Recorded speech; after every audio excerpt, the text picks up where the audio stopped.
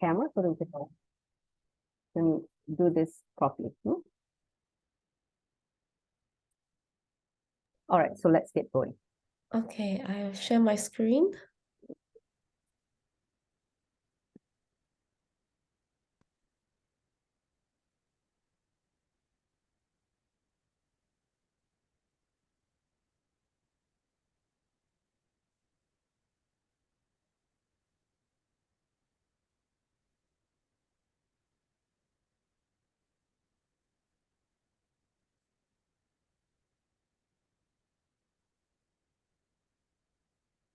Okay, so welcome everyone to our third Vakyathar Sadas on the topic why homeschool.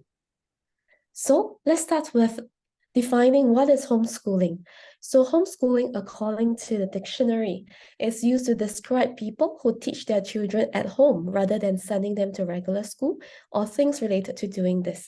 So over here, I've listed a few different ways to homeschool. So the first type is classical education for homeschool. This is it's used by many great thinkers of the past, like Aristotle, Plato. So this is a very this is a education homeschooling style that has been used since way long ago.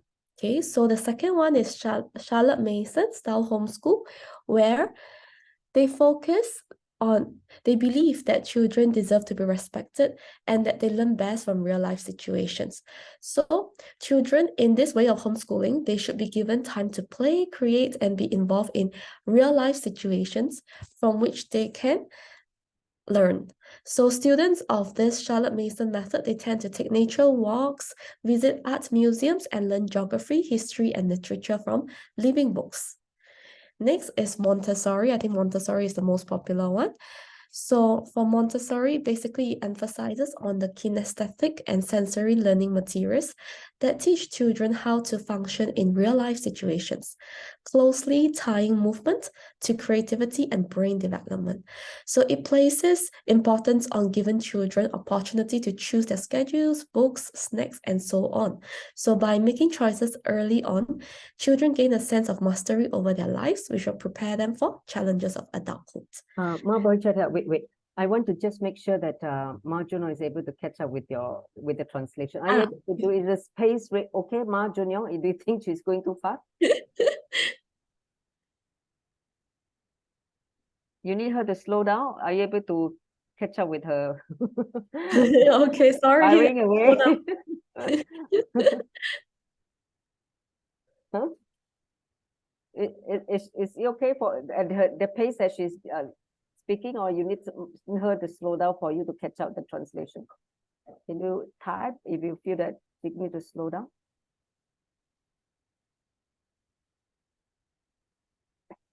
Okay, so she's fine. She's fine. Right. That's great. So just somehow pace yourself so that give her a breather to catch whatever you're saying. Thank you. Okay. So next is the university model homeschool. This is a homeschooling method where there's 2 or 3 days. It will be done outside, like for example, like a certain institution, and then the next 2 to 3 days, the children will do some work at home, supervised by their parents. Then next, unit studies. So unit studies focuses on a certain unit, meaning it takes a subject that the student finds interesting and they will integrate that into multiple learning subjects. And they will live with that team until the topic is fully explored. And then next, school at home. School at home is basically like a school setup, just that it's at home. Okay, so number 7, eclectic homeschool is like a hybrid, meaning you mix and match whatever style you like. And then unschooling is the last one. So unschooling actually has gained some popularity over the years. So unschooling is actually is a specific method is a philosophy of living that encourages the unschooling parent to avoid too much structure in their home environment in order to let learning occur naturally. Yep. So this is a general summary of the different homeschooling methods. Through the years, actually in the recent in these few years, we have seen an increase in the number of people who choose to homeschool. Yeah, but I couldn't find any statistics. So next, why homeschool? Okay, so for this, let me share about why I decided to homeschool my 2 children. So actually I work as a tutor. So so before I had kids, I'm already a tutor. So I used to go to go to people's houses and do one-to-one tuition. And I teach students around 13 to 18 years old. So I realized something very interesting, that there is a trend that I observe. These students, right, the relationship between the students and the parents is like the most familiar stranger. It's quite sad actually, but yeah, that's what I felt. They are like the most familiar stranger with their parents. And I also realized as I talked to them that there's violence and depressive cognition spreading in schools. So I realized that a lot of them have the similar thinking. It's like they'll think from the cognition that, oh yeah, I'm not good. Yeah, I can't be that good. Or I'm not so good. They always think along these lines. And even if they do not really believe it at the beginning, but if it repeats many times, they actually start believing it, right? So that's what I realized. I feel that depression is very prevalent in schools. Like over here, we call it secondary schools, meaning like school for students aged 13 to 16. So it starts at that age. And there's this depressive cognition spreading around. And even if this student might not think this way, might not have this depression. Oops, sorry. Oh, I think because Majada Shaktika, you log in. Ma, can you make me the co-host, please, so that I can share screen? Just took over. Yeah, she took over.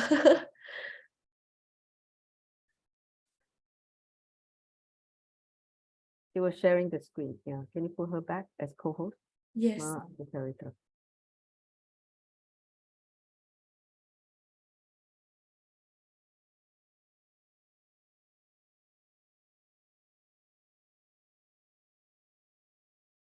Okay, yes. Yeah, I'll continue sharing. Yeah.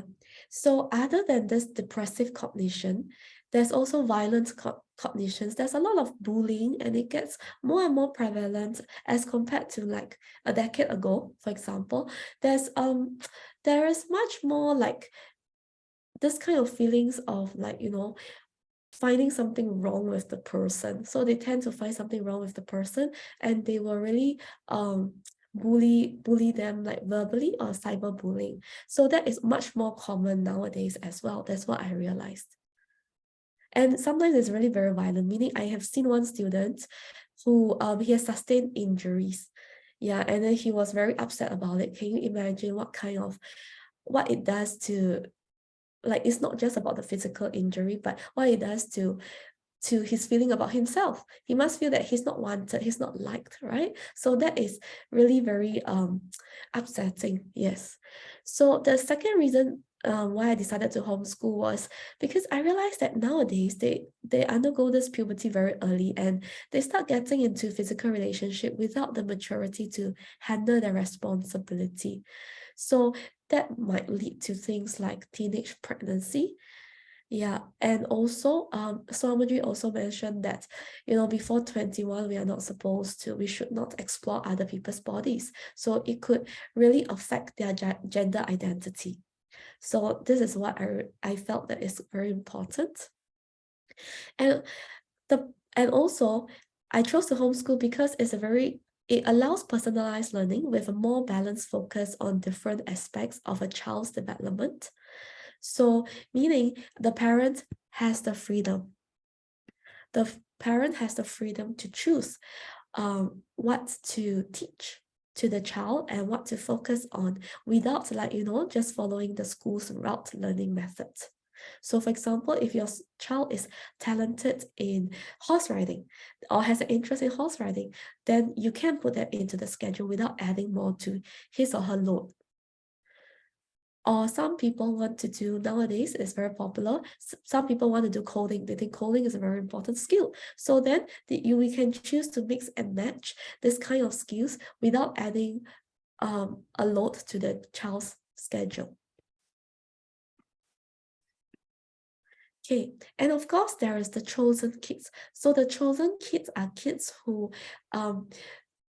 they have come to this life because, and they choose to seek enlightenment only. So they do not want to go the roundabout way to go to school and then slowly start to seek. They want to go straight to enlightenment. So they choose to be born in this life with some special needs. So they will tend to resist regular school because sometimes in a regular school, the friends cannot understand that they are different, and they might bully them, or they might face some issues in regular schools.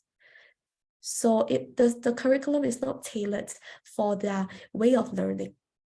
So these are the reasons why some people can choose to homeschool. So now I'm very happy to invite Ma Shivarupa and Ma Dhanagamya, who are also homeschooling parents, to share about why they chose to homeschool. So maybe we can start with Ma Shivarupa first. Nityananda, Nityananda. you can hear me all right? Yes. You want to Wonderful. share the screen so that you can see her in focus, and spread the screen. Sorry? Unshare the slide so that we can see her. Okay. Can pin her. So, Nityananda, everyone. So, thank you for having me come and share here in this very beautiful forum of people in the Gurukul, eGurukul, homeschooling, and the Sangha that is understanding what is there beyond what is there in the world out there. To give you a little bit of my background, I was a director in Microsoft running a $75 million business, first in the US, then in India, then in Singapore, where I've met all of you, of course. So when I was in Singapore, I had quit, and I have two beautiful kids. Until then, I was very clear, oh, they're going to go to regular school, and then they're going to go to Harvard, they're going to go to Stanford or something like that, live the regular life. And then when I started to, in the temple, meet Swamiji, I started to realize what happens in the early stages are so important. It is so important, the cognitions, the lifestyle, everything the kids have. And as a parent, we are responsible to make sure that is structured properly. Swamiji said something very beautiful in one of the sessions that I attended. Parents are your first enemies, and your spouse is your most intimate enemy. Understand, as the mind starts to develop, first, of course, you're in the beautiful space of oneness with mother, father, in that delta phase, right? Brain waves, where you're just receiving. Then your mind starts to grow. Then you start to, whatever is in front of you, you start to resist. I remember being in Bidadi. There's someone here, who was sharing, and his name is Dhira. He is the first person that went to the top of Everest as well as to Antarctica, both at once. Many of you may know him, Dhira. So he was sharing, and he said, when there were 2-3 people on the stage sharing with Swamiji about what was their relationship with their parents, right? So the one person went and said, my father would beat me. I hate him. I feel so hurt by what happened. And then Dhira came up and he said, my son said, oh, my father just smiles and talks to all my friends. I don't like that. So it was such a understanding for me about what we do, right, is something, the natural resistance will come up as their mind starts to develop. And where do they go? They will go to their peers. That's the next step, right? Isn't it? So having the right ecosystem is so important. Homeschooling, yes. And then second, ecosystem. Swamiji has said, the first 7 years, your kids should be with you, because that is the best phase that they're receiving all the powerful cognitions and they're just receiving. When you send your kid to an external school, then receiving from there, who knows what their understandings are, their muscle memories are, all that becomes their reality. So first 7 years, Swamiji has said, let the child be with you.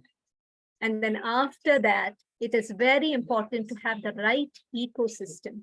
The right ecosystem, because it is very, especially as they get into teenage, they will look outside of the parents, outside of what we have decided as the status quo, to find their solutions, their individual identity. So also having the right ecosystem, like we have with the eGurukul right now, right? Where we're talking about the higher cognitions, the powers are so important. So I feel really blessed to have chosen Gurukul. The kids are there. They have so many powers. They have traveled across the world. And I know if they had gone to a regular school, they would not have done that. So, and of course, having in now, because they grew up with Swamiji, they're like Swamiji. Otherwise, they would have been like me. I don't want my kids to grow up like me. I think all of us will feel that, right? Our patterns, our impossibilities. No, let them grow up in the space of enlightenment. So that is something I think when you have the right ecosystem, then Swamiji is there. We have enlightenment as the basis of what they receive, not just in words, but in delta waves, in the vibrations itself, because that's the space they're in.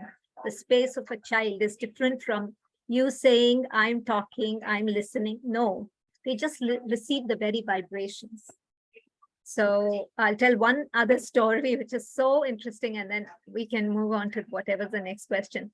I remember my son, he was maybe 4 years old, 4 years old. Ma Durga knows him very well because he was in eGurukul there. That time was more like a weekend Gurukul. Weekend Gurukul. Mahashivarupa's two kids, Shambhava and Mahadeva, they all came to my class first before they went to Bidadi. So they spent a few years with me during the weekend Gurukul. So they were my kids also. Yes, very, very much. So I remember Mahadeva Maharaj at that time, his name was Adi, right? We were on the 11th floor of one of the Singapore flats, right? Costa room. And he said, I want wings. So I drew wings for him on A4 paper, put it on him. It was very nice, right? Big. And he put it on and he went to the balcony. And I tell you, he was ready to jump off. I want us to understand how much importance a mother, a parent has on a child in that age. He would have just, because I gave him A4 paper wings, he was ready to jump off the 11th floor balcony. Why? Because I said, oh, you press this button, the light will come on. Oh, right. So like he's gone through so many of these little things. All our kids, we learn things and we say, okay, now at that age, simply they receive. And start to believe. They believe, they go. Now, if that belief, that understanding comes from Swamiji, hey, jump off the balcony, you will fly. It will just happen. I can see these kids just, that's how they blindfolding. Close your eyes, read. They read, right? All the powers are simply received and manifested because it's coming from Swamiji. If I say, here's your wing, fly, and he jumps off the 11th floor, that's scary. But in that space of Paramashiva, simply things happen and they are in such a receptive space. So I would say two things. One, as early as possible, let them receive the initiations. Let them get that energy from Swamiji himself. And to have the right ecosystem, because after you start to go into teenage, whatever you're doing, even if this the rightest things, you will find resistance will start to develop. You need a ecosystem. So it's not just them coming to mother and father, but you have an aunt. Right now, if something does not work, I'll say, hey, go talk to Ma Durga. You understand? Or go talk to Ma Advait. So when a teenage start to sprout, having other people they turn to that have the same understanding, the same context, this enlightened context, the energy of Swamiji himself, it's really, really important. So I would say those would be my instant sharing.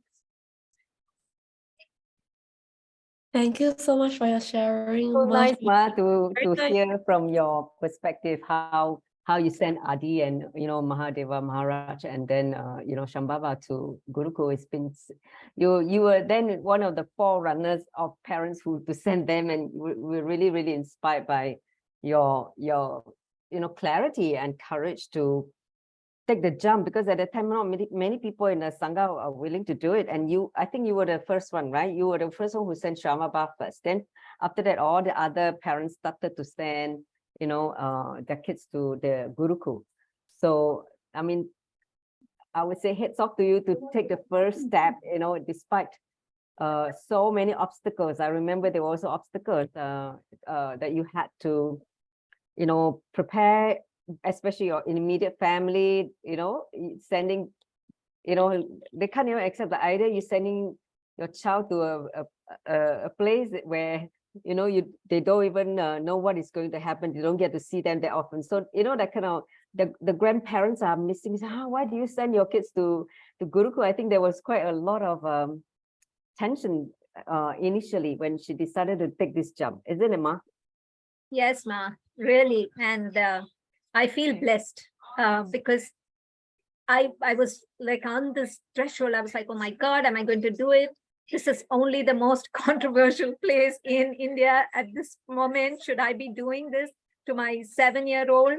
But just as a parent, knowing what is right for them, because they have chosen us, and all of us, they are divine beings that are manifesting. I have a beautiful video also I'll share, where Swamiji says, Yoga Prashtas, basically beings that almost at enlightenment, but have one or two small patterns left.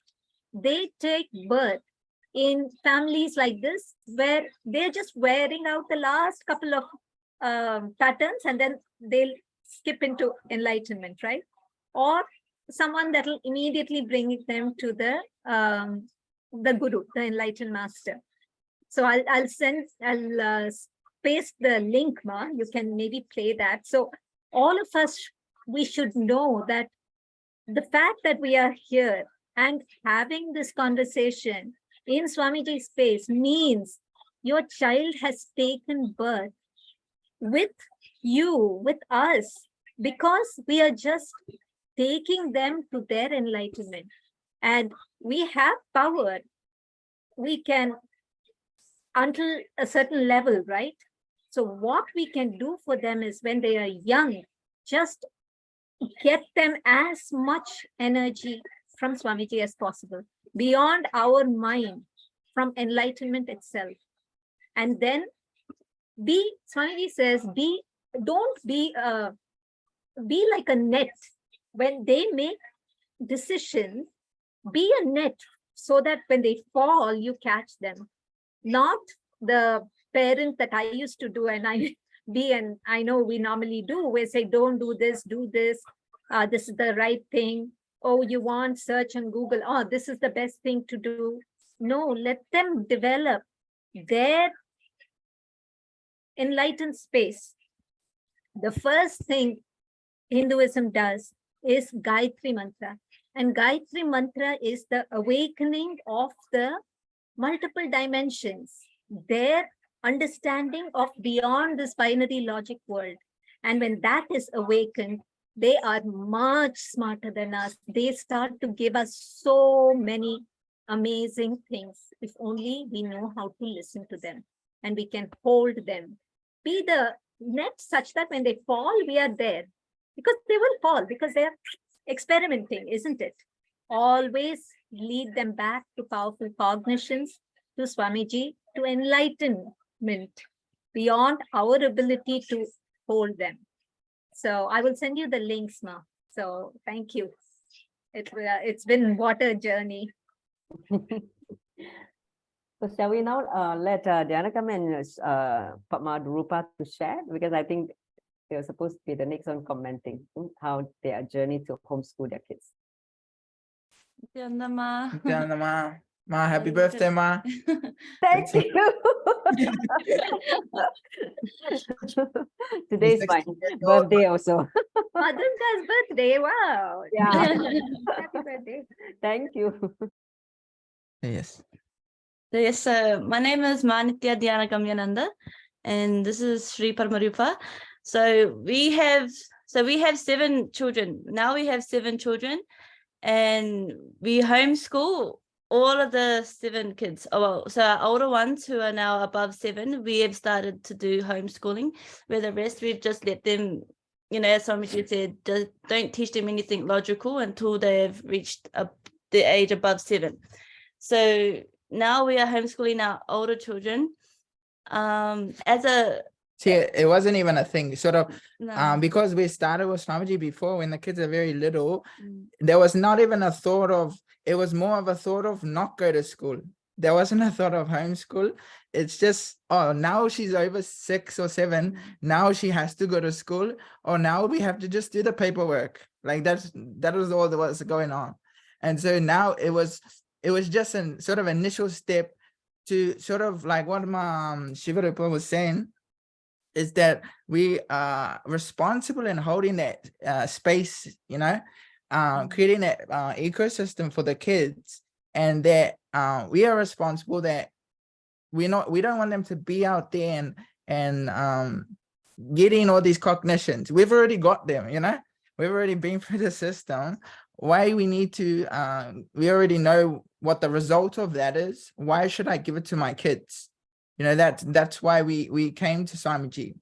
And I feel really that as this is my experience, and as I've grown with Swamiji, maybe I started initially for myself, but as I've gone with Swamiji, the responsibility for the next generation, for our kids to be in that space.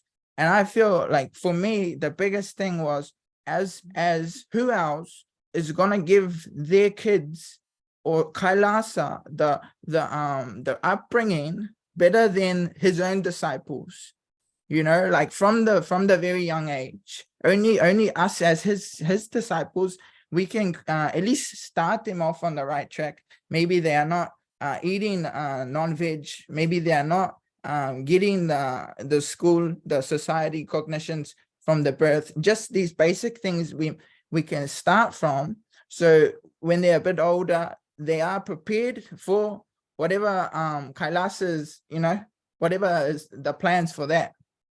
So yeah.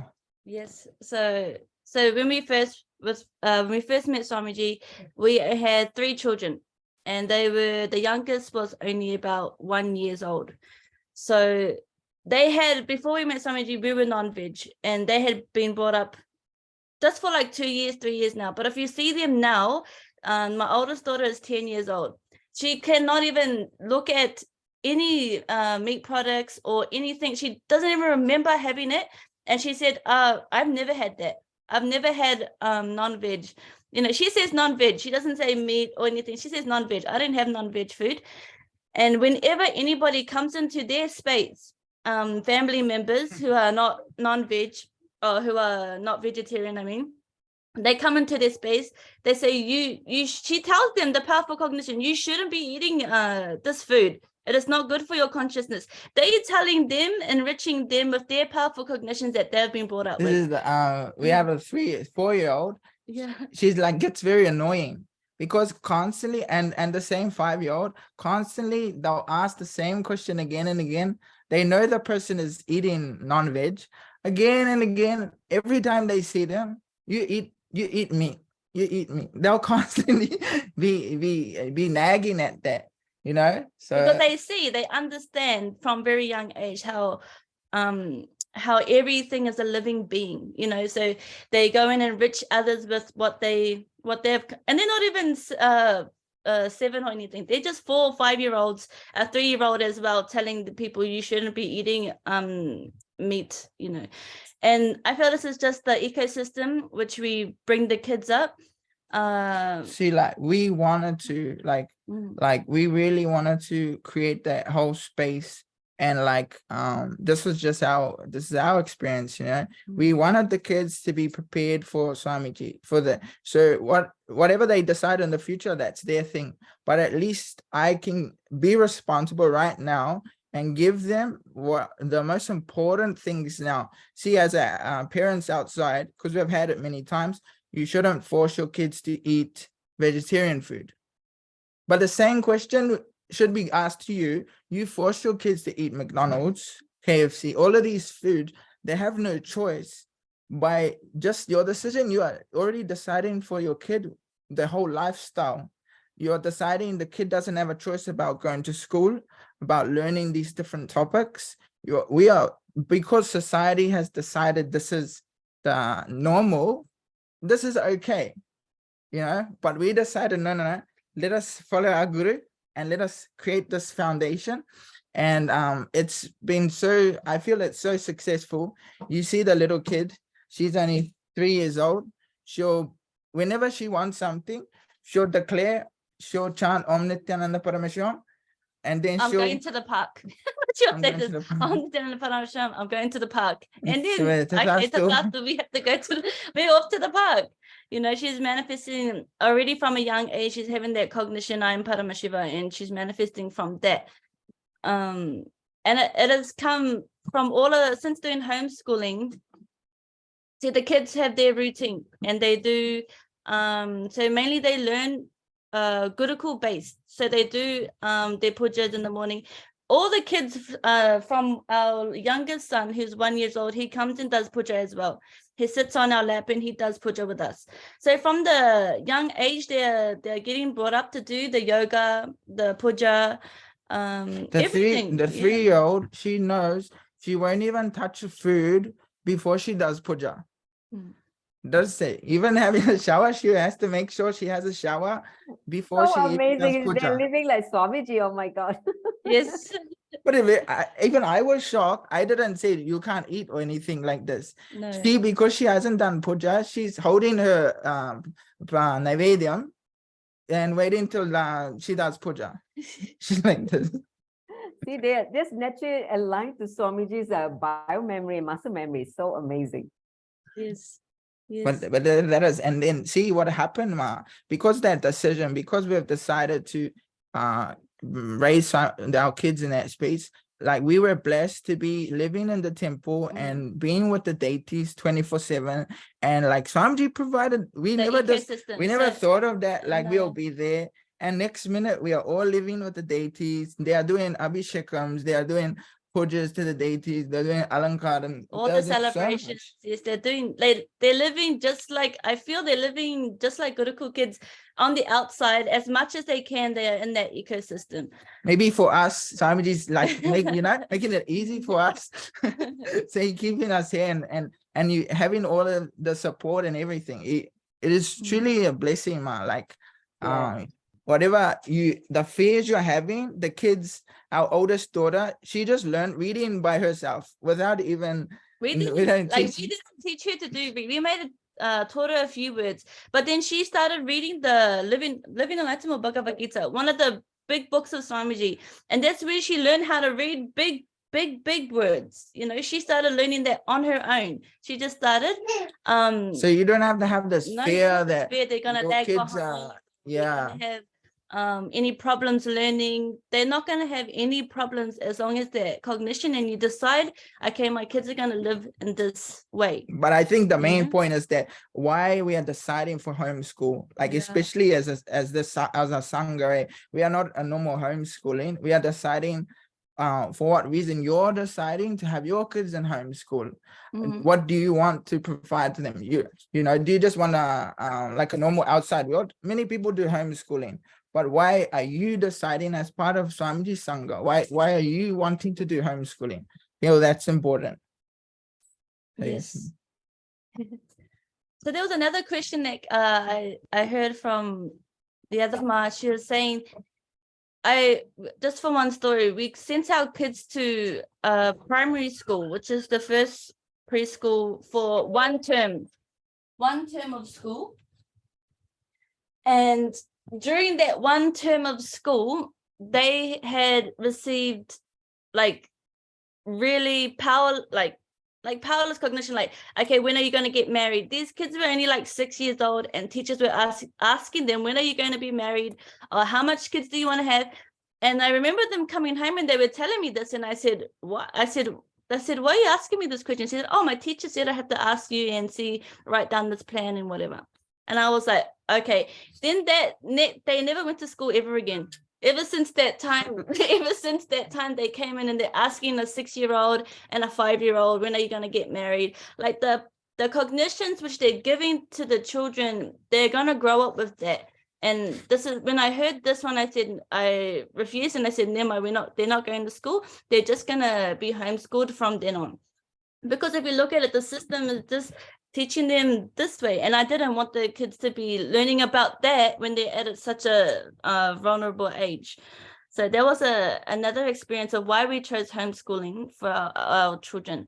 And it's not just like a normal homeschooling, as Paramarupa said. It's just a way of living in Gurukul, a Gurukul lifestyle, as much as we can outside of Nityananda Gurukul. I feel it's just a preparation, because like Ma Shivarupa is saying, the ecosystem is just so important, you know, like having them in the right Gurukul, like in Adikalas or something, you know, where the kid is fully immersed in it. Like we don't want them to get our cognition, you know, as much as we try, we don't want them to, you know, catch our things. So yeah. So I remember Swamiji saying, he said one time, kids don't do what you say, they do what you do, or something. They don't do what you say, they do what you do. Yeah, I said, yeah, that's right. Yes. But yes, Ma.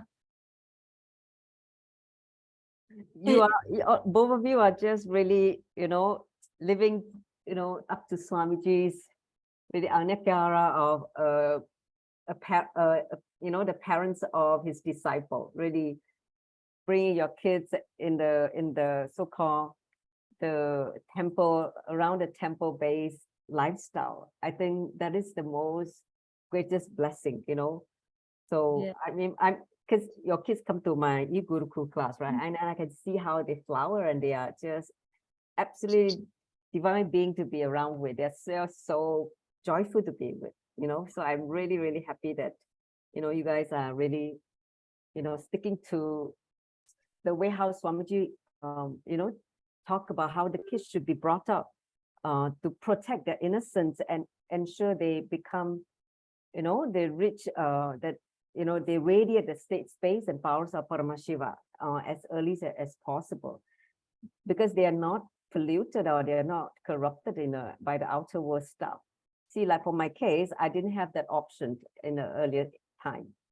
So I did whatever I could possibly for Kai, my son. He's already now going to 20 in June, okay?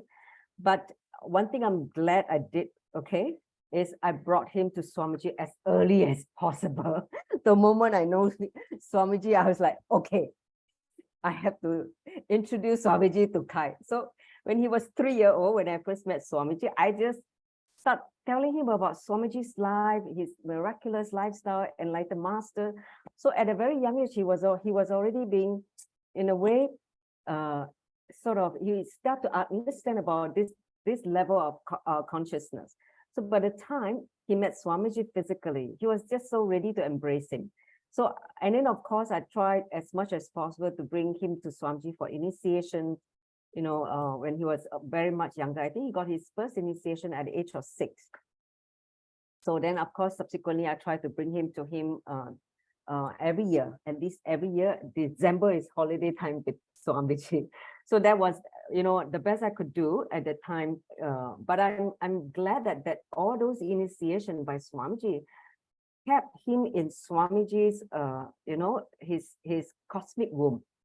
That even he is living in the society, he's never really veered off too far. He's always come somehow able to bring him back again and again. I think that is what really, I'm so grateful to Swamiji that even though he has gone, you know, go to the society, go to school and encounter whatever you see in the violence, the depressive cognition, everything, that he has gone through the whole shebang of all the outer world, you know, unconsciousness. But somehow he's able to raise himself above all that and get back. So that is what I feel, oh God, thank God I did that part. I laid the foundation and hold him. And Swamiji did tell me, say that all you need to do is support him, encourage him, okay? Not to scold him or anything like that, right? As you know, normal parents, you tend to fall into that track of just scolding him, but Swamiji reminded me, just support him, encourage him. That's what you need to do, because he's already a teenager, right? So it's not so easy, especially for teenagers. They have their mind of their own, and they need to be given the freedom to think, to cognize, so that they will become an independent thinker. Swamiji said they should be a dynamic leader, independent thinker. Then they can decide for themselves what is best. We can't spoon feed them all the time, the entire life. So at some point in time, we need to give them that freedom to be able to decide what is best for them. I think that's what Swamiji had taught me as a parent, not to overprotective and allow him to go and make mistake and learn and get back. So I think that's what I learned as a parent for a teenager. Okay. All right. So he gives us special powers also. Yeah. I remember he told you, I will give you special powers to look after Kai. So when you make this decision, he just showers the powers needed to be the ecosystem. It's true enough. He gave me extra powers to handle this being, because this being is, after initiation, he's like so powerful, but you need to up your intelligence to be able to handle him. Otherwise, you would just be in, you know, constant tension with him. So, all right, over to you, Mahapuchari. I can continue. Okay, thank you everyone for your sharing. Very, very nice insights. Okay, sorry, hang on.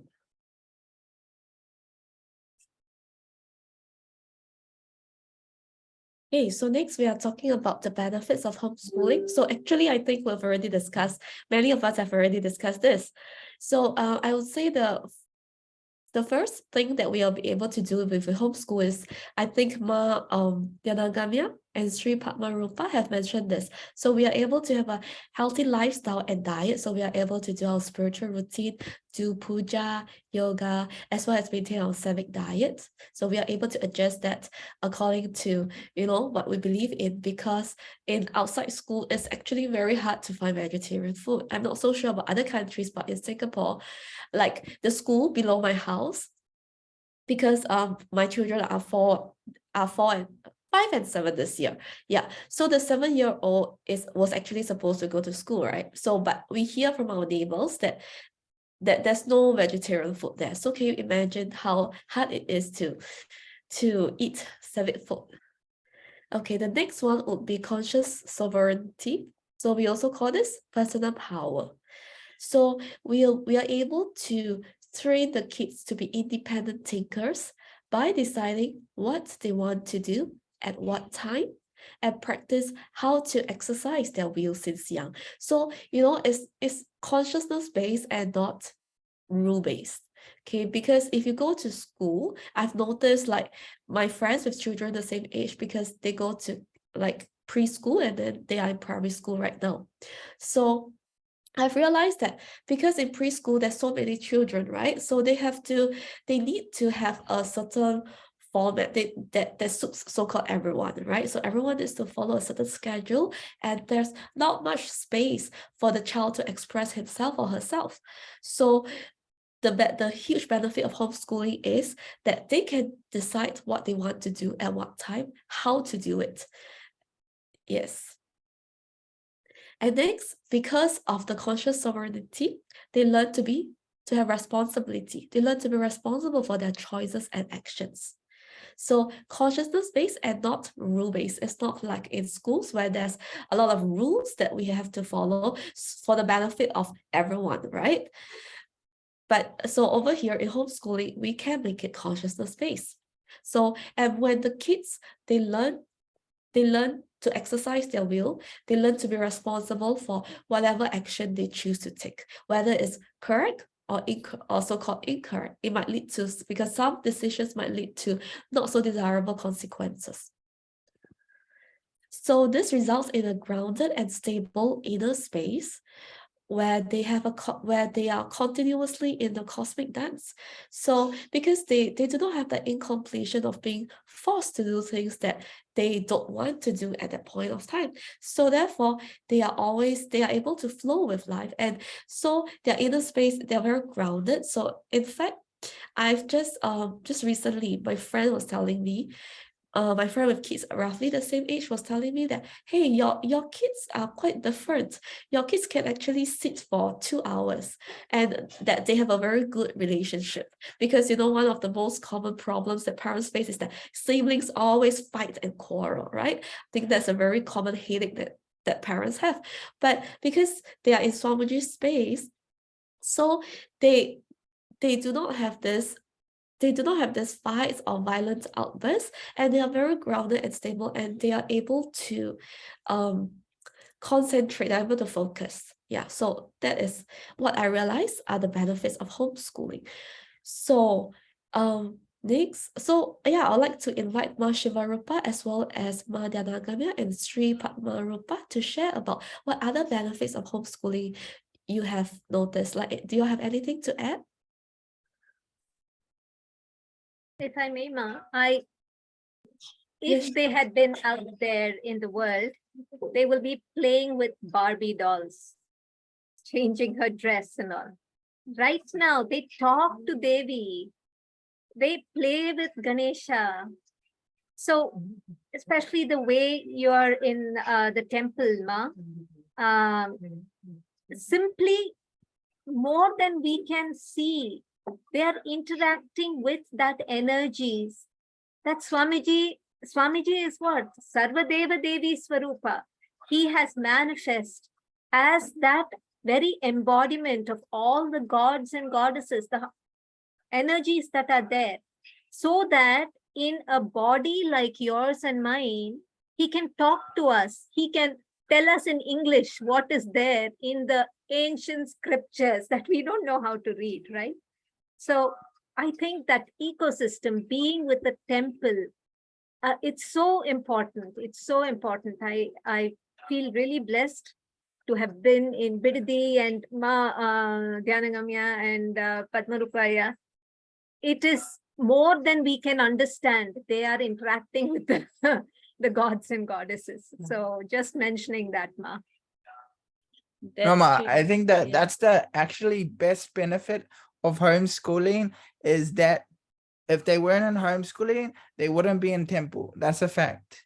You know, they wouldn't be able to be with the deities and do puja every day. And that is the biggest benefit with our Sangha, is that our kids get to be with Swamiji full time. Yes, see, like even how Shivarupa was saying that the kids would have been playing with Barbie dolls and all these things. They have their own deities. She literally carries, she has yes. Ganesha. She takes Ganesha everywhere. She sleeps with him, takes him for the shower, feeds him everywhere. He takes it. And they're not like they're real. It's really actually such a big one because she can't because they take it everywhere. They have to have like a middle one. Has to be very strong to handle. She's had many wooden ones or ceramic ones. Nothing could last. So she has to have they have to have like a big proper brass one. Yes. So that's so sweet. Nothing lasted because she was playing with him and broke him. I remember Mahadeva Maharaj also, when we were in Singapore, we have the temple there, no? He would dress Devi up, but he will take the deity, put her head at his foot, and will be trying to dress her up. And I'll be like, should you be doing that? That is Devi there. That is a prana pratishtha deity of Devi. But no, such oneness, so much love. They just interact. And that's so nice, so nice. yes. Thank you so much, Mas. Okay, let's continue then. Wow, it's very nice listening to all of your sharing. Because it really helps me, because my kids are younger. So it really helps me to, I think it's useful for all of us actually. So next, I'll talk about homeschooling in Singapore, because in order to homeschool, in different countries, different governments will have different rules and different laws that you have to adhere to. So some paperwork to do. So I'll just talk about what we have to do in Singapore in order to homeschool. So there's certain prerequisites for the main homeschooling parent. Firstly, the main homeschooling parent needs to have a degree. Either a degree, like a degree in any field, or a diploma in education. So if it's a diploma, it needs to be in education only. And as well as the main homeschooling parent needs to be homeschooling full-time, meaning must be unemployed or can declare part-time work. So this is subject to approval by the government. And we have to submit the application form together with the following documents. So there's a curriculum plan for English language, math, mother tongue, and science. So this is a curriculum plan from primary 1 to primary 6. So and it has to be very specific as to what you want to achieve, the goals that you want to achieve, as well as what materials you're using to achieve that goal. And then next, a homeschooling timetable for primary 1 to primary 6 as well. And the homeschooling timetable should incorporate all other homeschooled children's timetable. Meaning if you have more than one homeschooled children, it should all come together. And a teaching plan for, we call it CCE. This is like civil and citizenship education, meaning learning about, patriotism, learning about the country and such. So we need to also attach the email or SMS text message received for successful registration of child during P1 registration exercise. So this is actually a new rule. So we have to register the child during the primary 1 registration exercise. And then after that, there's apply for homeschooling. It's because this is so that, if the homeschooling application is rejected, the child will still have a school to go to. And also the CV of the parent conducting the homeschooling and photocopies of educational qualifications of both parents, as well as photocopies of the child's birth cert and parents' NRIC, which is like the identity card, as well as recent photograph of the child and copies of any other relevant supporting documents if applicable. For example, medical report or certification by the PD. So after we submit all these documents, so then the officer at the Ministry of Education, they will go through your application, then they will tell you whether it's okay. So usually the first time around, they will tell you what you have to edit. So there'll be some stuff that you will have to change that doesn't fulfill their requirements. So then you will have to adjust your curriculum. Mainly it's the curriculum that is the main problem, that they will find issues with it. Yep. And other than that, after that, once they deem all your documents to be okay and your curriculum plan and timetable to be okay, then they will arrange an officer to come down to your house for a home visit. So they just mainly want to see whether you are prepared or not to actually homeschool your child, whether your home is conducive for homeschooling or not. And after that, they will submit everything and you just wait for approval. So this is the system in Singapore. I think it should be easier in the US. And what about Australia?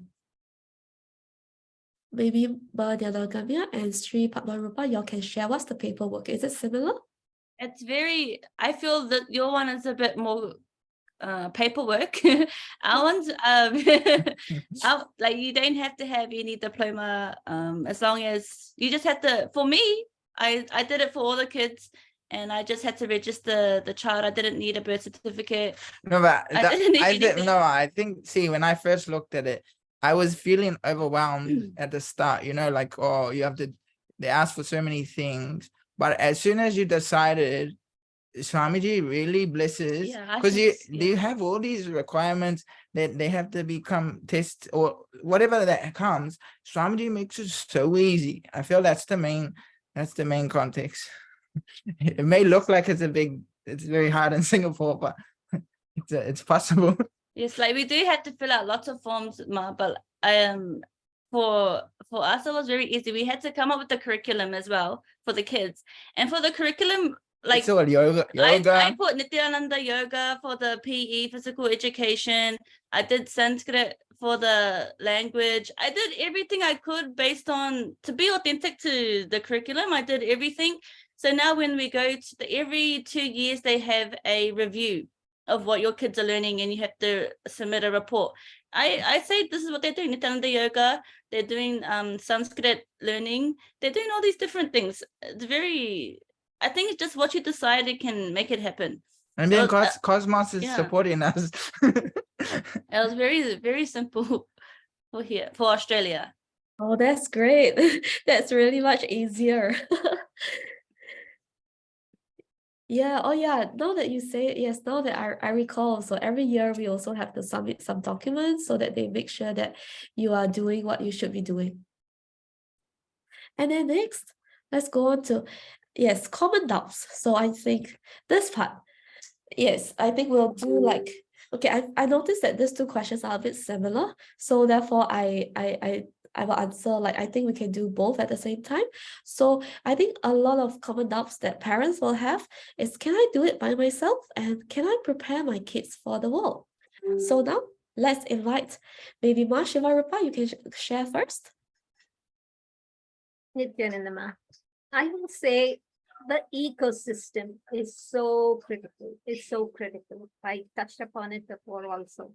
But coming together as a Sangha, as a temple, because, for example, eating non-vegetarian, if you don't have other people also saying it, it's so easy for the child to say, okay, fine, let me try it, right? So especially as they start to grow up, the ecosystem is so important, and influence beyond just the binary logic, but beyond humans. When they start to connect with Devi, with the higher dimensions, they will receive the answer. So preparing them to do that.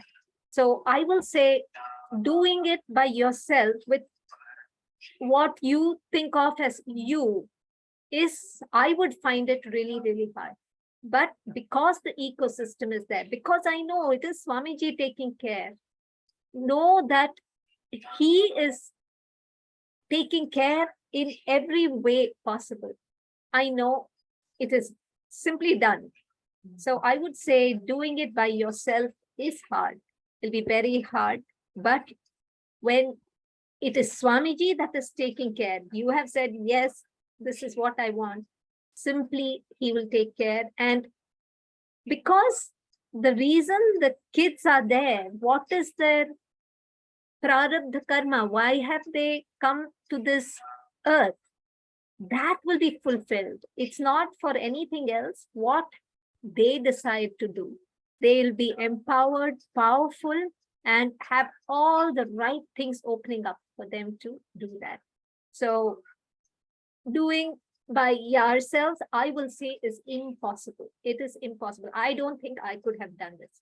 But if you have, when you connect to Swamiji, I remember what I did is when the kids were young, we can offer Pada Puja, or we have Tulabharam, different Vedic ways of making the request to the divine energies, right? So during the Tulabharam or Pada Puja, I said, this is what I want to do, right? Please take care. And of course, when Paramashiva blesses and takes care, it happens in a very different way than when we say, I am now schooling. So I will encourage all to make that declaration. We go through our ups and downs. We will have our binary logic kicking in. Today we'll say, yes, this is what I want to do. Tomorrow we'll say, I don't think I'll be able to do it, right? They are growing up. Our mind is going to throw up a million things. Being in a powerful space and just telling, only that divine superconscious energy can bless and keep at that level, right? I could not do it. I did the puja. I told Swamiji, this is what I want them to realize, the highest potential and in a multi-dimensional way. And please make it happen. As a mother, I'm telling you, this is what I want to do for the kids. So whatever I think of as my duties is just to bring them to you. So once I did that, it became so seamless. Everything just simply fell in place.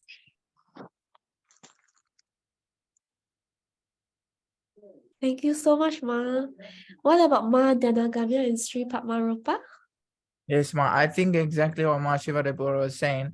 Once we are very clear, like, because I'm very clear of my my context of why I'm doing it, it's very easy. There is no ups, there's no big downs, we can just effortlessly go through everything.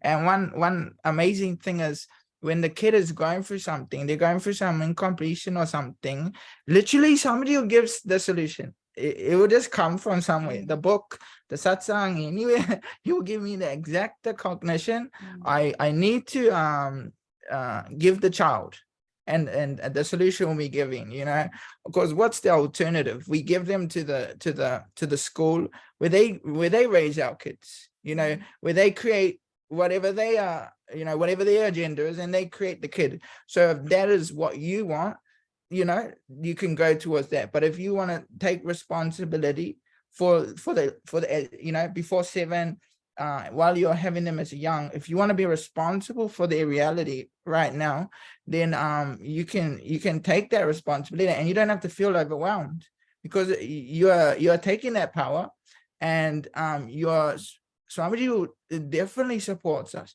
He gives us so much energy. He gives us so much support. As soon as we decided it, he gave us the deities. He put us in the temple. He gave us, he just continues to shower, so yes, that's See, it. and I remember in one of the programs that we had a reading, and they said the kids are yoga prastas. So even just from that very context, the whole Cosmos Swamiji and everything is making sure they are getting to him. They are going to him. this lifestyle is making sure they are going to So be in we assembly. shouldn't stop them. That's what I feel. We Let me not get in their way. We cannot get in their way. We do not want that karma. So we have to be doing what we need to do. Yeah. So that's Yeah, you're just facilitating that Yes. whole, divine happening, right? I feel we were just with Swamiji just for them to begin to them. Yeah, We're blessed to have I mean, them. that's the reason why they have chosen you to be their parents now, Thank you. because we are the custodian, to guide them back to the source. And I feel that way too for Kai. And even just was it last year or the year before last? Last year. Swamiji said that I will come to Mahakailasa at some point. Then I say, I want Kai to come with me. I want to bring Kai with me. Then he replied me, he said he will come with you. Then I was not quite sure because being a teenager, he's already got his own mind, and I never thought that it's going to happen for him. Okay. And you know what he said, Swamiji? He said, he's connected to me in the parallel universe. He will be here with you. I said, okay, you take care.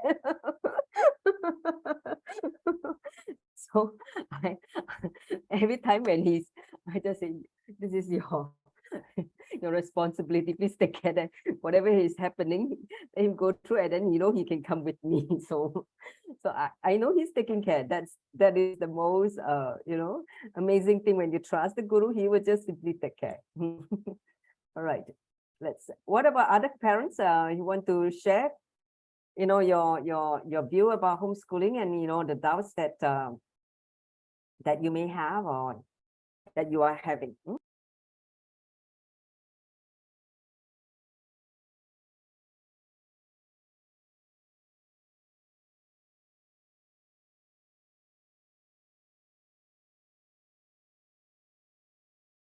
Why is this silence? Come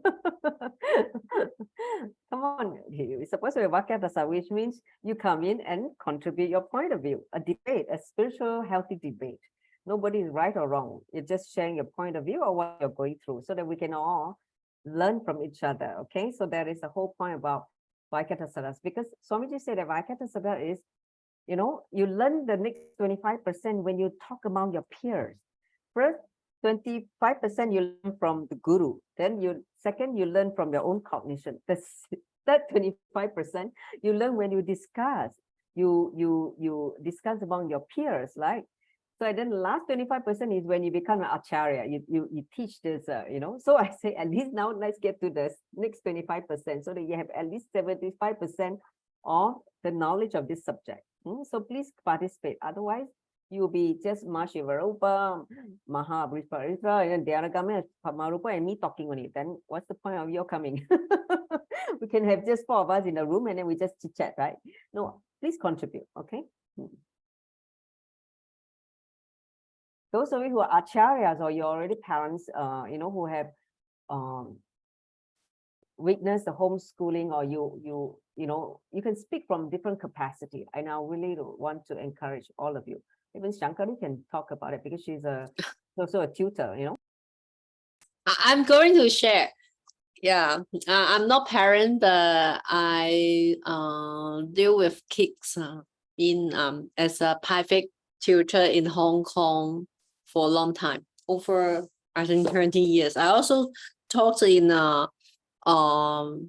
primary school, secondary school, even specialty school. I have some experience in it, and I found that I have many experience about the kids or the specialty kids or the chosen kids study in a normal school, and somehow they are very suffering. Yeah, and what I should do is as a tutor, and the parents request me to make the kids study as a normal kids, but somehow it's very ridiculous because they have for example, one example is a kid she has some issue about the brain because when her mother gave her gave birth to this baby, and she stopped breathing for a period of time. So that's why the brain was damaged. And because the parents pay a lot of money to kill her, and they did many things to make sure the kid can grow up.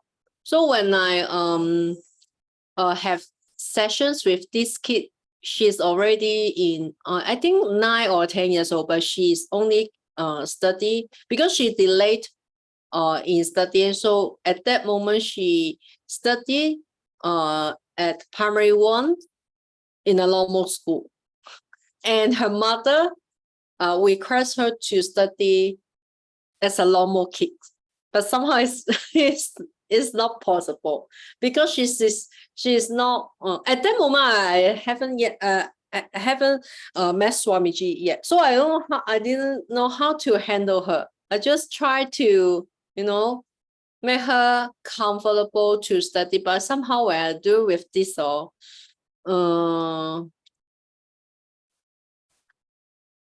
I know it is not the way, but I know how to do. And I don't know, hey, Matuka, I shared this case to you. Should I share something very mysterious things here about this kid? Yeah, okay. Sure, why not? This is my experience. I'm not telling the story, but this is what the first time I experienced about soul, past life soul. So I taught these kids for I think almost 1 year. I went to to have the tutor every week, 1 or twice a session, 1 or 2 sessions in a week, and I found there's something wrong with it. And one day, somehow her mother feel comfortable just the kid and me to have session at home after a few months. So I remember that that day only both of us were at home for the session, and not that kid somehow she resistant in studying. Then suddenly, how to say, her face was changed. Just look like somehow it's the kid's face, but she looks different. I just feel, hey, what happened? And then she used a different tone to talk to me. It seems like an old lady. I'm not sure a lady or not, but an old person. And then she shared with me, she doesn't want to do this in my life. I was shocked. I know I have no experience about, spiritual things and anything at that moment. I just feel shocked of what happened. I just feel shocked what happened. And I don't know how to handle. So I share with her mom about it. So I think this is the first time I noticed that some specialty kids or some chosen kids are not coming down as a normal life, a normal person. I think maybe the parents don't know. Then so the soul suddenly come out and talk to me. But unlucky is that because at that moment I don't know about Swamiji, I have no such experience, so I cannot share anything. So I just talked to the mother. I have this something strange experience, and I don't know how to handle it. But it's luckily that she has some she have some spirituality background, so she sort out in her own way. But so I think this is this is the experience I noticed that somehow maybe the law, the mainstream education cannot help some kids. And after that, I met Swamiji, and then I know about eGurukul and Gurukul, and then I found that there's another way to, to let the parents know, maybe if they have some more backup or another choice of another option for their kids, especially for the kids are not coming down, or I should say in this way, that some kids are coming down for some special purpose, some special life purpose. And because the kids, they don't know how to express, maybe they don't have the language. So the parents should know, maybe they should very sensitive to know the chosen kids are not stupid, or they are not lower than others, the normal kids, but they're coming down to learn another way. And I found that while I contribute myself in eGurukul, I found that what Swamiji is doing now is suitable for all kids. This is what I feel. So that's why I feel that even for for law, I don't know how to means some kids, they don't have any problems, or some kids have emotional problems, or some kids, they are the chosen kids, also can be established in Gurukul, in what Swamiji is talking about. So this is my experience, and then that's why I'm in Gurukul team for a long time. From my first year, Swamiji told me to be in Gurukul, to contribute myself in Gurukul, and from now already, I think this year is the 10th years. So this is my share, and then how I make myself contribute for a long time and continuously. This is, I'm sure that this is what I should do in my rest of life. This is what I want to share. Okay. Thank you so much, Ma Shankari. Wow, that's a very interesting experience that you shared. Wow, that's quite amazing. Yeah, actually, I also have something to contribute to this question, because when my kids were when my eldest son, was 2 or 3, I found him very difficult. He was very difficult because he was very stubborn. And he wants things his own way. And I think my upbringing was that, children don't know anything, so we should listen to our parents. So I was brought up in this kind of context. So I also feel like, you should just listen to me. and then he's just so stubborn, and I get so frustrated and annoyed with him. But then I mean, he's so stubborn that, to be honest, I gave up. Yeah, I gave up. I just let him be. But I had that worry that, can I do this? When I compare him to my other friends' kids, I feel like, how come their kids they go to school, right? They can sit and they can do this kind of things. They can sit and listen. My kids, they just run around. They don't listen to. Yeah, so I had a lot of difficulty going to actually my eldest son at 3 years old, he attended Gurukul in Adinam by Maduga. So at that point of time, it was a bit difficult for me because my schedule, I'm busy during the weekends. So it was hard for me to actually physically attend. So I will get my helper, or I will get my mom to help me to bring him. And they are okay. They are okay. But then slowly, but my son doesn't listen to me. So then I face this issue of, I don't think I can, am I doing the right thing? I started having this doubt. Can I do this or not? So, but it's just really, okay, at that time, the only thing that kept me going was, firstly, thanks to Madugash. And whenever I ask her, I will ping her at times and ask her, Ma, am I doing the right thing? Is he really going to turn out okay? He has all these sorts of problems.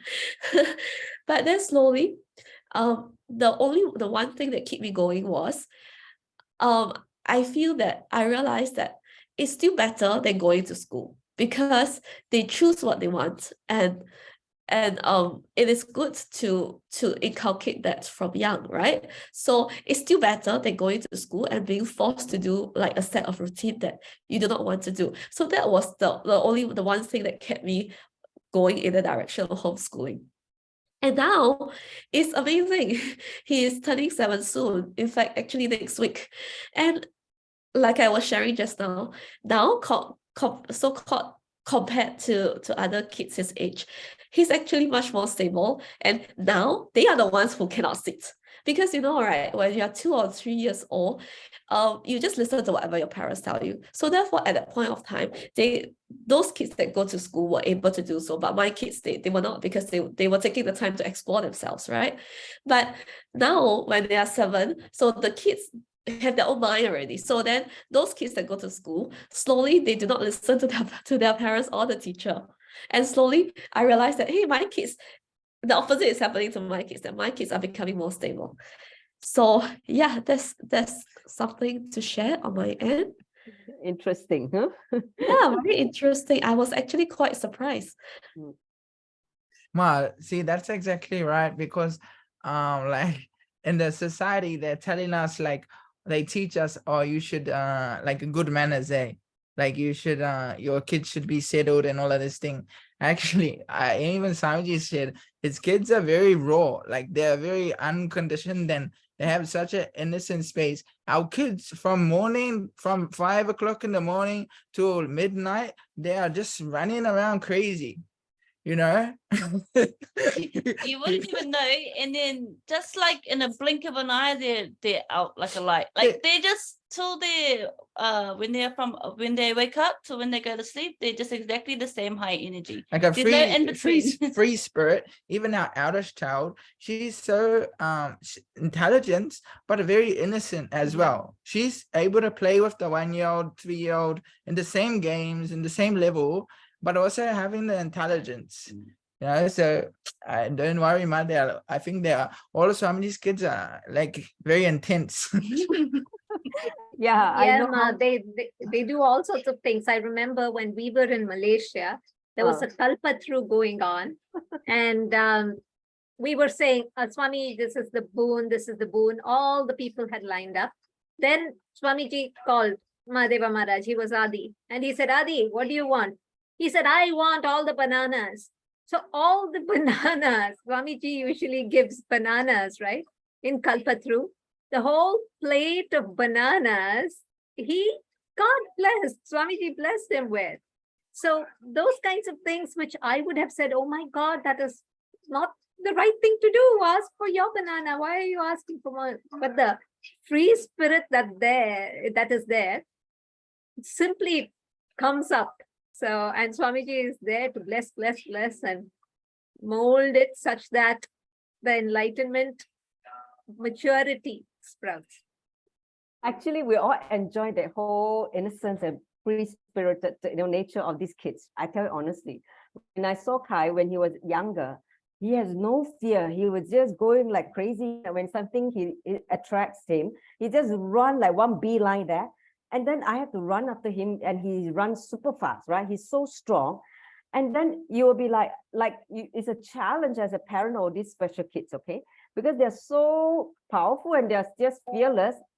The fears are in parents, because you'll be like freaking out. Say, oh my God, I lost him so many times.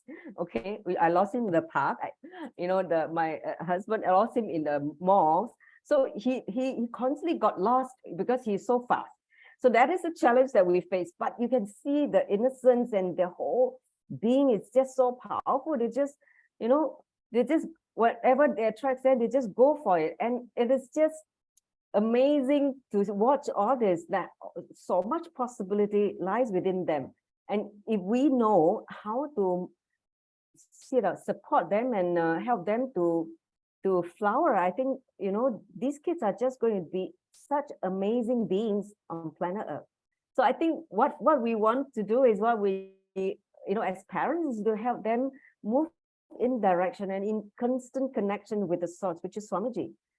Guide them back to the source. And if that is, I would say 50% our job is done. The rest is Swamiji's, responsibility. He would just make sure that the kids are just, flowering in the way that he's supporting them.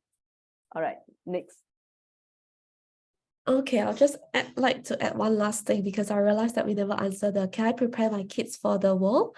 So I realized that yes, because in Swamiji's recent sasana, he said that the upcoming era, the next 100 years is going to be AI and super intelligence, right? So it's actually complementary to us. They are not a competition with us for jobs.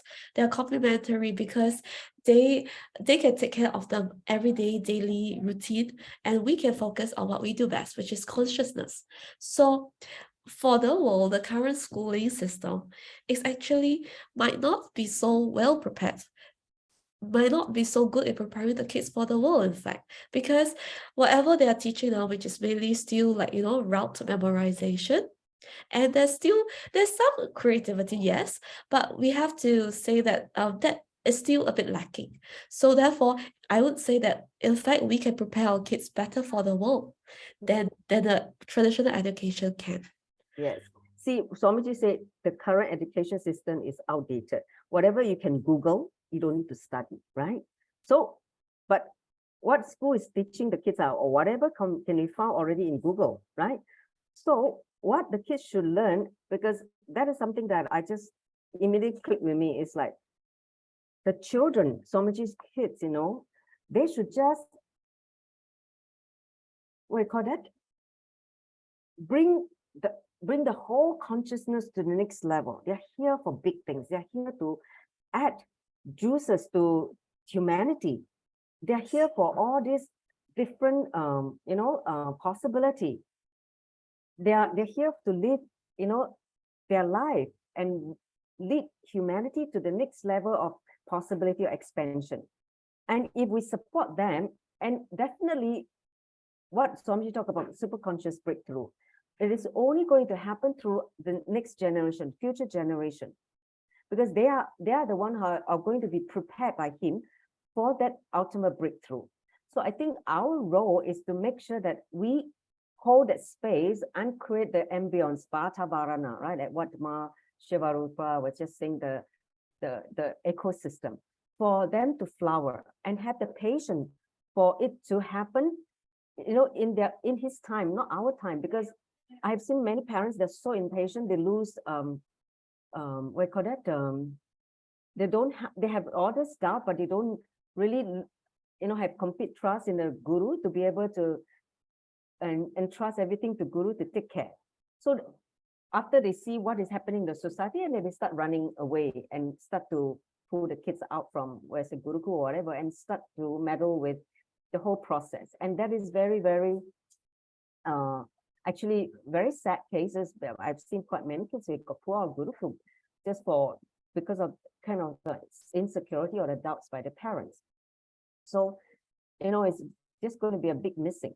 So if we can have that understanding and provide the ecosystem for the kids, I think, they're just going to be, the independent thinker, dynamic leaders of the future, because that's what Swamiji is grooming them for, to lead humanity, because he doesn't need another accountant or lawyer. The society has enough, okay? What he wants is, conscious leaders, dynamic thinkers who is going to lead the world to the next conscious breakthrough. So that's what, but the training has to start when they're young in Gurukul, because that's where the foundational work are done. If we don't do that, by the time they go outside school and they will just be, somehow molded in a different way. Their consciousness is not awakened and all that.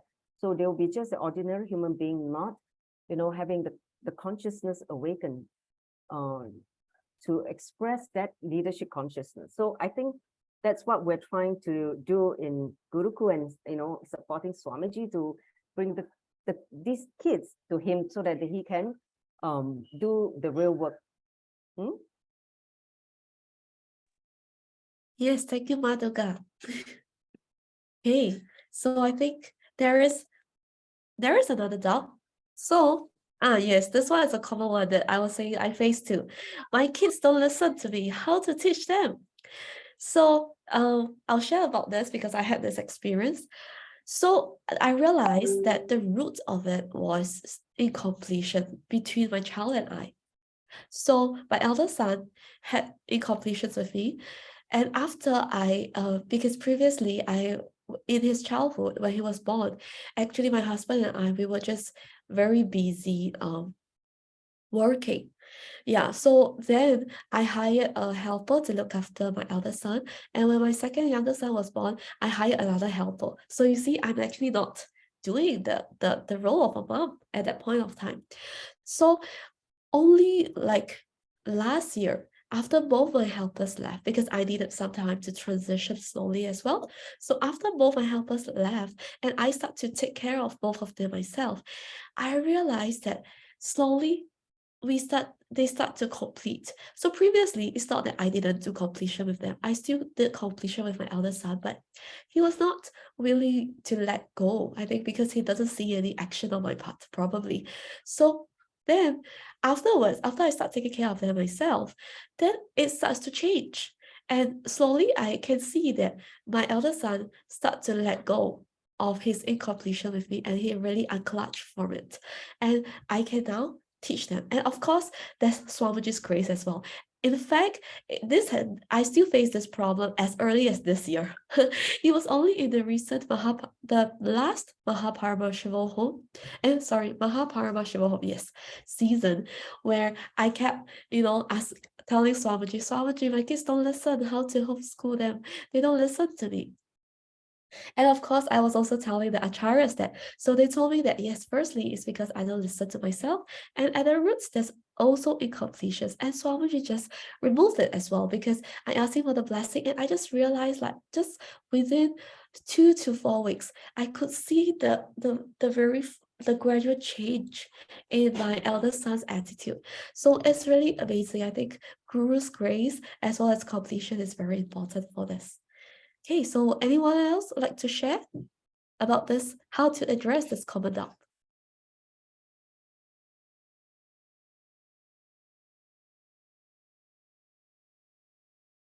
What you shared now, kids pick up the space instantly like this. They don't have too much of length or logic or mind. The mind layer is not so thick. It's only us. So as long as we're holding and saying that, oh, I have an incompletion, or the child has an incompletion, that will start to come up. We just drop, we complete, and like you said, ask Swamiji, Pada Puja, this is my blessing. Please make it happen. I may do it. It'll be the long scenic route getting there, but just put it as his feet and then just start living it. And I've seen the kids, they instantly pick up. We think it'll take time to get out of what we say is a pattern, but with one blessing of Swamiji or one completion that we have, they start to react very differently. So totally just have that space, complete with yourself, hold the space with a child, and it will simply manifest. I want to share one more thing. Recently, some interesting things that happened with Kai. See, Kai, after 16, he was very much drawn into, the Maya world and all that. So during Shivaratri, just last month, right? Shivaratri happened 2 months ago, right? And Swamiji came to give him a darshan in the dream. I was in Adinam whole day because Shivaratri, you don't sleep, right? So I was whole day, 18 hours in Adinam doing the seva. And then when I came back, he just walked to me and said, I had a dream. I said, what's the dream? He said that Swamiji came to my dream. And he told me to read Bhagavad Gita. Okay? And then since then, he's been reading every night before sleep. Okay? And he's discussing all the happening in the book, asking me questions about Mamakara, Ahankara, and then just now he was asking, why is Bhishma and Drona? Why did they do this? Like he's questioning their logic, and I'm just so happy because now he's thinking, he's spiritually exploring. He's like, And that should be the way for teenagers, because you should lead them to their own context, so their own thinking, so that they can get that to the self-discovery. It should be a self-discovery then you telling them. So to me, that's what Swamiji you do to him. He just tell him in the dream, read Bhagavad Gita, and he just listen. So isn't it so amazing? It's like, because I pray to him, I say, Swamiji, this is your Buddha, please do something about it. I can't handle him. I don't know how to teach him. You only. So somehow he come to his dream, I tell him, and this is instruction for you. And he follows, So I tell you, when Swamiji, when he say, I take care, he really takes care. So that's why I'm like, yeah. Okay, over to Mahavicharitra. Wow, very happy to hear that. Okay, so I think the next common doubt that a lot of parents face that I've heard is, will my kids lag behind their peers? So anyone would like to share about this?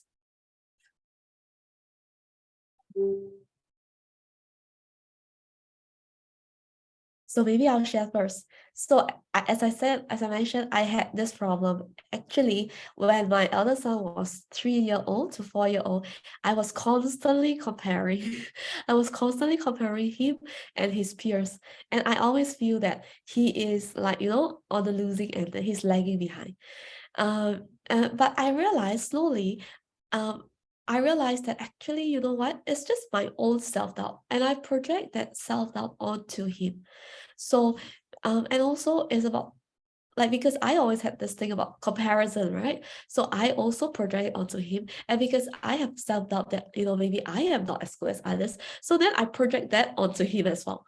So then, I think it was also Swamiji's blessing. I also asked Swamiji, somehow that self-doubt, once that self-doubt was removed, this issue was also resolved. Then I realized, you know what? My child, now I feel that my other son is amazing. That, like behind their peers, like behind his peers, I wouldn't even think of that now. I feel that he is okay. In fact, he is doing very well. And that he knows whatever he should know at his age. Like, without, like, I think just now Dana Gamia was sharing about how her elder daughter learned reading on her own. So I realized that my son also did that, because I never taught him how to read. The only thing I did, like before 7, was to read to him.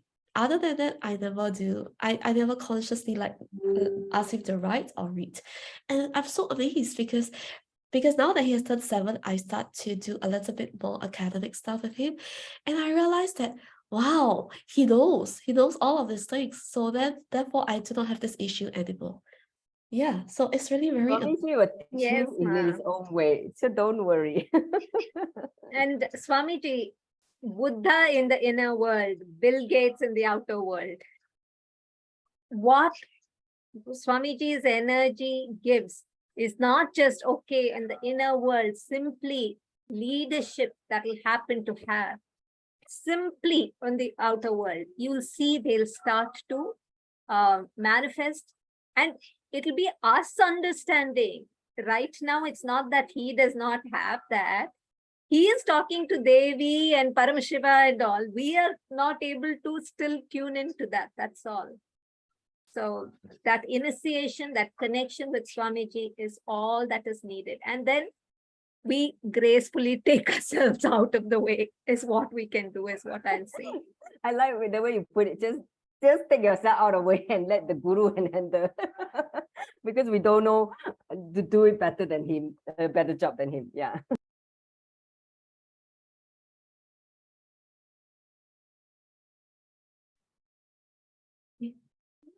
Okay. The last doubt, Ma? Or we still have some more? I think it's the last doubt. Let me see. Okay, there's 2. What if they don't know how to socialize? Okay, maybe we'll get Diana Gamia and Sri Padmarupa to share about this. What if they don't know how to socialize? Yes, Ma. I was actually, when I read this question before, the kids actually since they don't go to school or anything, they're actually more sociable. They're able to connect more with their peers. We go to the park and they see other kids, they just go to them and connect with them, no problem. There's no like, oh, who is this? There's no shyness when it comes to their own, their own peers, their own age, their kids. They don't have any problem actually connecting with them. When they they'll especially the older kids, they'll host Zoom sessions and they'll do all of that. They'll do one was reading the Bhagavad Gita live. This is not even as an adult, it's so hard to do. Before Swamiji, we couldn't even do these. You can't even do Facebook lives and do all these things. The kids just do it effortlessly, Swamiji, I don't know, he just, whatever Swamiji does, because we are not teaching it, obviously, he just gives them such this powerful space. You don't need to fear that they are antisocial beings, they are so, I would say they are very they are not logical at all. Because like that's what the schooling system teaches this kids is logic, and like somebody says, all generalization is faulty generalization. Like you were saying before, like we don't teach our kids any logic before 7. Like somebody says, don't give the logic before 7. So outside world is saying, you're behind, or your kid is not reading. They're 5 or 6, 7. No, our kid, when she first went we put her in school for the first 1 term, like a couple of weeks. The teacher, she had never read before. Teacher comes back 1 week later and said, your daughter is the leading in the class in reading. She'd never read and before. All of them, like because she was behind in all of her stuff when she first went to that term. She never done it before. She'd never done it before. By the end of the term, when they sent the report card, she said she's on par with all of her other people in her class, and they have been doing that for years. They've been doing it for years, so you don't have to worry. Yeah, there's no worrying about that. Or socializing, they will just connect to anybody more better than people, children that go to normal school. They connect better to people. You become you might use of all being to school, you become anti-social from school. Yeah, it's because of school you actually become anti-social, I feel. But like when they, Yeah, it's true. Actually, 2 days ago, Kai came to my room and asked me, Mom, were you shy when you were a teenager? I said, I don't think so. Oh, I was not shy. He said, I tried to talk to some my classmates, the girls. They are very shy. They run away. He said, I said, I think you're too warm and forthcoming. They got frightened by you. That's so right, but that is correct. He's too sociable, and the girls get frightened. What is this guy trying to hit on me or what? So that is what the society taught them to be like reserved, restrained. But for him, he just, he just do it so casually, like it's just so natural. But these kids, they've been so conditioned by society, they feel that something is wrong with these people who are just so open and so, casually talking. So he just wonder what's wrong. Is it with them or with me? So he was asking me this very innocent question. I just laugh. See, one thing comes like when the kids are at the temple would have other people come and that bring their kids that'd be older or something. What you'd see that'd be very like a normal, they would go to school and they'd be like sort of standoffish at the start. Next minute, 5 minutes, they're running around with the kids and doing everything, playing like little kids, See, it's just infectious, that space. They give the space.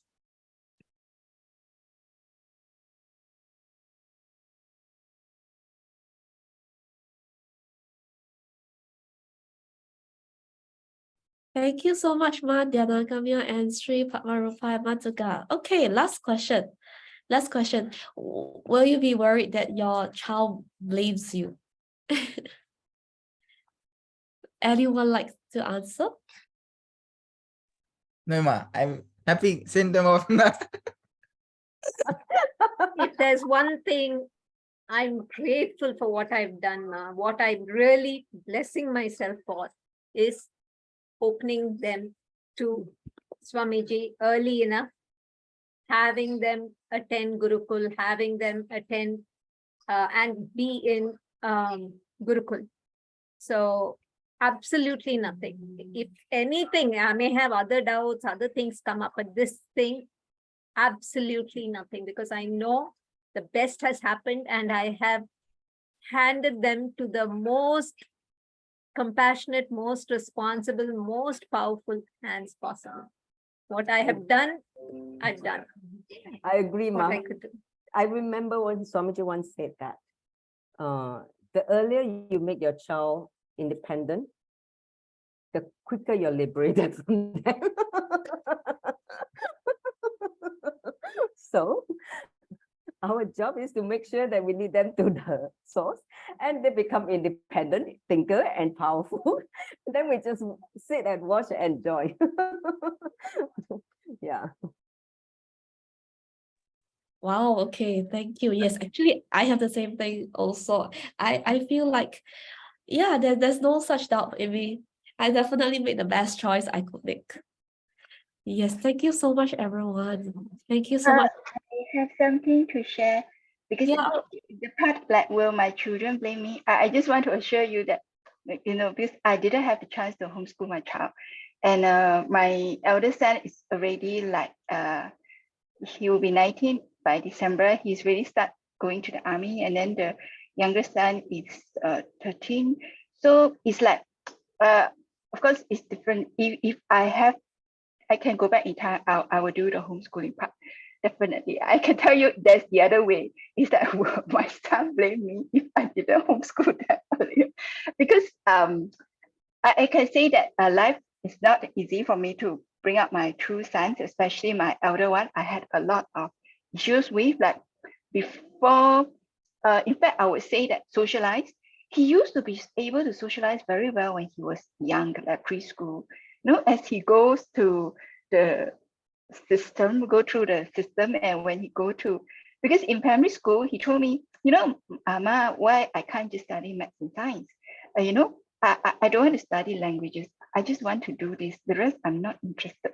Then I thought, okay, I get you into a school, that focus on maths and science. I thought that would solve the problem. And I did motivate him.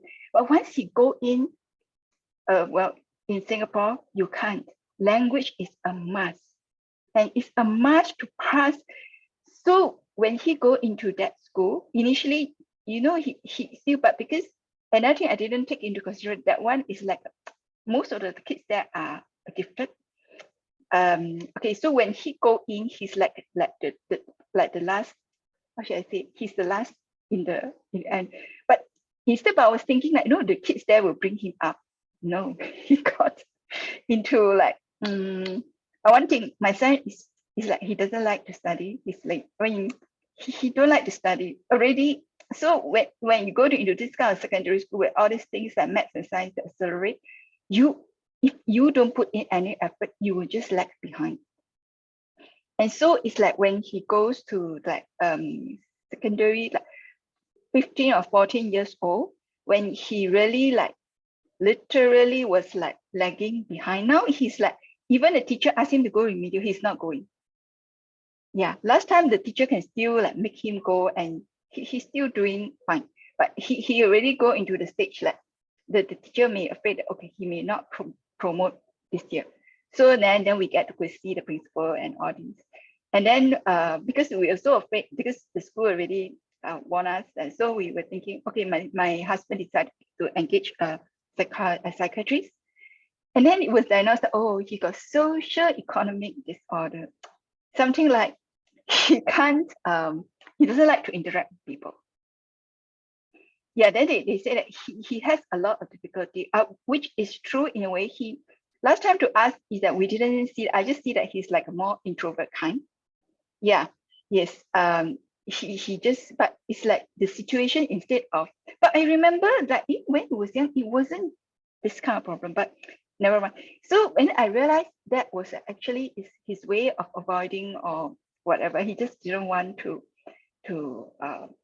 yeah. Then at that time was like my communication with him was like very broken down, and this is where I first get to know Swamiji. But even subsequently up to now,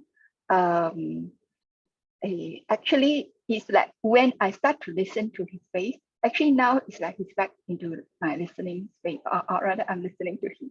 So like I remember Swamiji did say something, you have forgotten that last time you didn't listen to your parents. So he said, when the kids don't listen to you, let him be. Then, but you must always be there so that when they need help, just make sure you are there.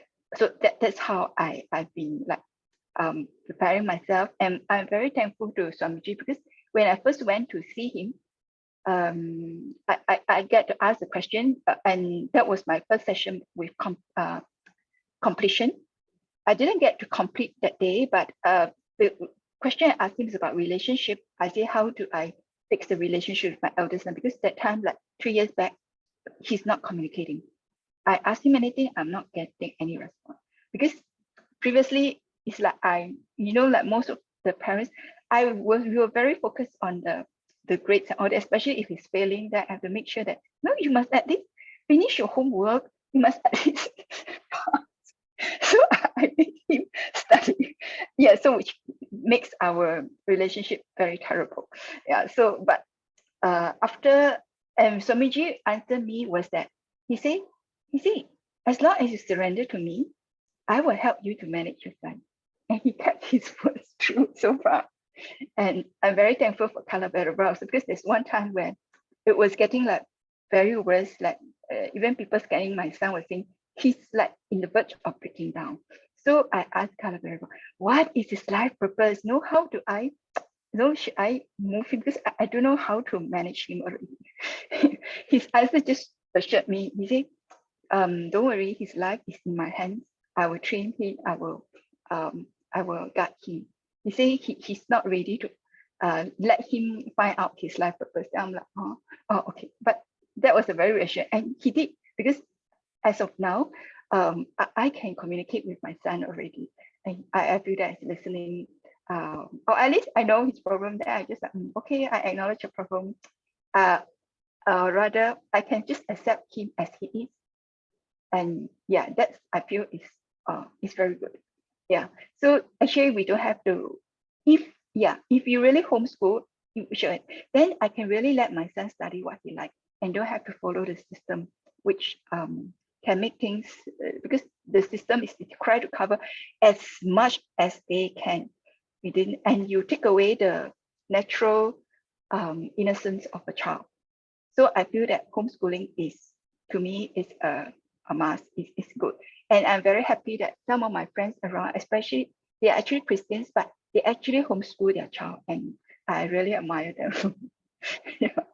So I feel that there is a like growing small community for homeschooling. Yeah. Thank you so much, Majada Shatika, for sharing from the other side of the spectrum. Thank you so much. So actually, we have reached the end of our session. Completing with everyone, I think we actually have exceeded by half an hour almost. Oh yeah, sorry, one last slide. How can Kailash help in homeschooling? Firstly, we have the eGurukul curriculum and cultural sessions. We also have daily power manifestation session, Kailash Kotyap Manifesting Power by Ma at Vibe every evening at 8:30 p.m. Singapore time. And we also, of course, in the Sangha sessions in our respective countries, we have Sangha sessions, and I think that really helps our kids, especially when they go into the temple. It really helps them to connect to Swamiji. And of course, Swamiji's courses, PSM1, PSM2, Mahaparama Home. And there's also many online resources like the M Parenting playlist, as well as the Hindu library, where there's now a Gurukul academic books as well. Actually, this is not like exhaustive, okay? Other than the Gurukul academic books, there's also like many Gurukul versions of like Living Enlightenment and Guaranteed Solutions. So that you can, it's arranged according to day, so you can share and read to your kids and share those powerful connections with them on a daily basis. So this is how Kailash can help. And yes, okay. I think, Ma Duga, do we have time for this? No, I don't think we have time, but I think if everyone feels that they want to come back for further discussion on on this topic, we're quite happy to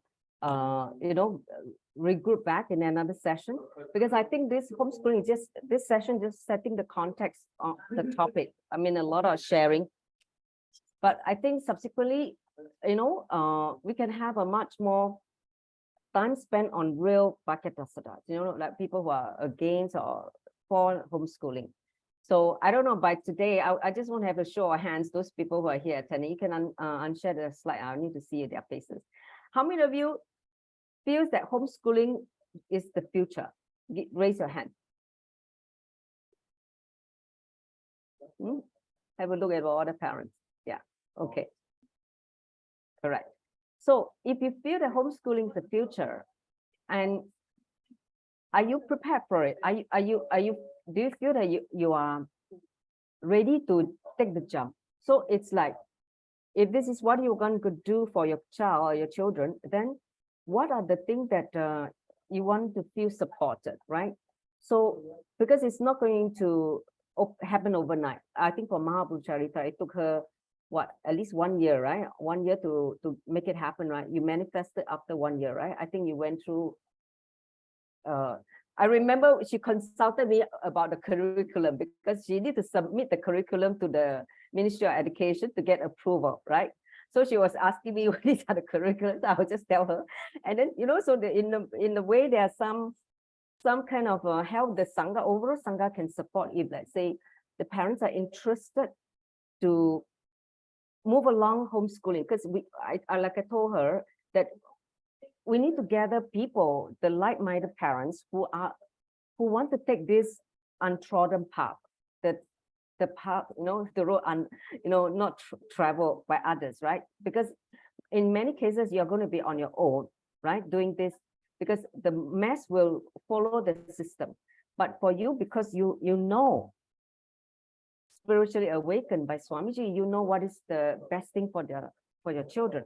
So which means you need to move away from the society and do something extraordinary for your kid, which means taking responsibility, which does not come by easily for parents who are not ready or lazy, right? You cannot be lazy. You have to really take the responsibility and be integrated to, the trust that the soul of your child have entrusted in you as their parents. Do you understand? They have assumed this body through you. So that means what? They have chosen you to help them to manifest their reality, their soul purpose.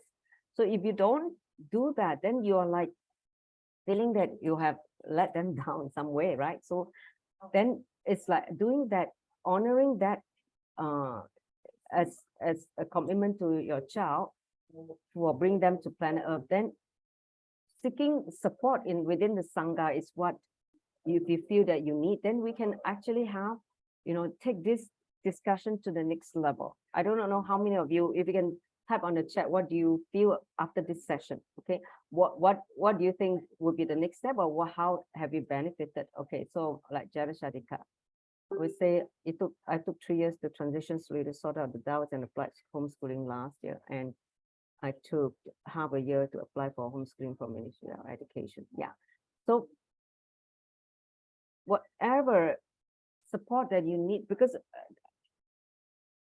honestly, whatever doubts, whatever that comes to, being alone there is a lot harder when you have the support of an ecosystem.